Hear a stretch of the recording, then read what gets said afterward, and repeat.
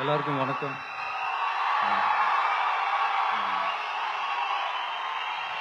Thank you.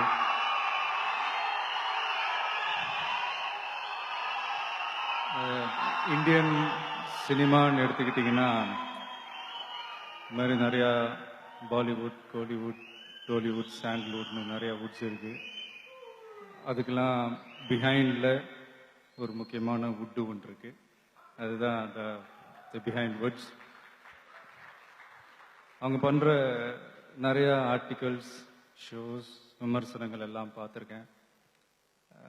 அதில் பப்ளிக்னுடைய opinion கேட்டு பண்ணுறது அவங்களுடைய ஒரு ஸ்பெஷாலிட்டின்னு சொல்லலாம்.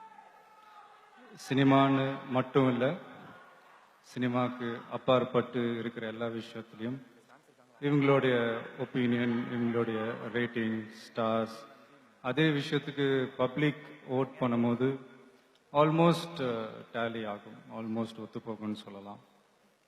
ஸோ அந்த விதத்தில் ஒரு சின்னதாக ஒரு ஆர்டிக்கல் விமர்சனத்துக்கே இவ்வளோ மெனக்கெடும்போது இந்த மாதிரி ஒரு ஃபங்க்ஷன் பண்ணுறப்போ எவ்வளோ மெனக்கெட்டிருப்பாங்க. ஸோ இப்படி ஒரு பிரம்மாண்டமான ஃபங்க்ஷன் பண்ணுற மொத்த பிஹைண்ட் வுட்ஸ் டீமுக்கும் என்னுடைய பாராட்டுகளை தெரிவிச்சுக்கிறேன்.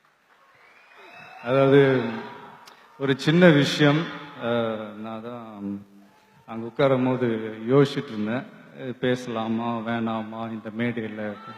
பட் சரி, ஓகே, பேசுறதில்ல, ஒன்றும் தப்பு இல்லை. அதாவது என்னன்னா, நான் நல்லா இருக்கணும்னு நீங்கள் நினைக்கிறீங்க, நீங்கள் நல்லா இருக்கணும்னு நான் நினைக்கிறேன்.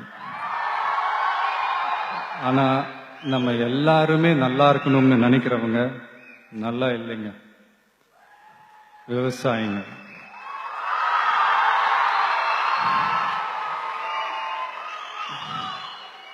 அதாவது இன்னைக்கு அவார்டு வாங்கின அத்தனை பேரும் அவங்கவுங்களோட உழைப்புக்கு கிடைச்ச ஒரு பலன். ஆனால் எந்த பலனும் கிடைக்காம இன்னைக்கு போராடிட்டு இருக்கிற விவசாயிகளை நினைச்சா கொஞ்சம் வலிக்குதுங்க. இந்த உணவு, உடை, இருப்பிடம்லாம் சொல்றோம், அதுல உணவுக்கு வேற முதலிடத்தை கொடுக்குறோம். ஆனா அதை கொடுக்குற விவசாயிக்கு பசி ஈஸியா தீந்துறதுனால தான் நாமளும் அவங்கள பத்தி அதிகமா நினைக்கிறது இல்லையா நம்ம தெரியல. அதாவது காசு கொடுத்தா கூட சாப்பிட்றதுக்கு எதுவுமே கிடைக்காதுன்ற ஒரு நிலைமை வந்தாதான் நாமளாம் புரிஞ்சுக்கவும் நம்ம தெரியல. இது அவசியம்ன்றத விட அவசரமும் கூட. ஏன்னா ஆல்ரெடி நமக்கு ஆரோக்கியம் இல்லாத உணவு தான் கிடைச்சிக்கிட்டு இருக்கு. இப்ப கூட நம்ம முழிச்சுக்கலன்னு வைங்களேன், அடுத்த சந்ததிக்கு இது கூட கிடைக்காது.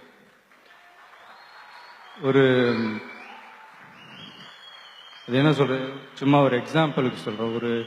ஒரு கடையினுடைய ஒரு முதலாளி, எனி முதலாளி தான் உற்பத்தி பண்ற ஒரு பொருளை இன்னொரு கடையில போய் வாங்க மாட்டான். ஃபார் எக்ஸாம்பிள் சொல்ல போனா, ஒரு நகை கடை ஓனர் இன்னொரு நகை கடையில போய் நகை எடுக்க மாட்டார். ஒரு ஜவுளி கடை ஓனர் இன்னொரு ஜவுளி கடையில போய் துணி எடுக்க மாட்டார். ஆனா ஒரு விவசாயி மட்டும்தான் ரேஷன் கடை கியூல நிக்கிறான். அதுவும் எதுக்குன்னா இலவச அரிசிகள். இது இந்த இந்தியா இந்த வல்லரசு ஆகணும், அதாகணும், இதாகணும்ன்றதெல்லாம் கூட அப்புறங்க. முதல்ல விவசாயிங்க நல்லா வாழ்ற அரசா மாறணும். அதான் ஏதோ தோணுச்சு, பேசிட்டேன். ஏதாவது தப்பா ஏதாவது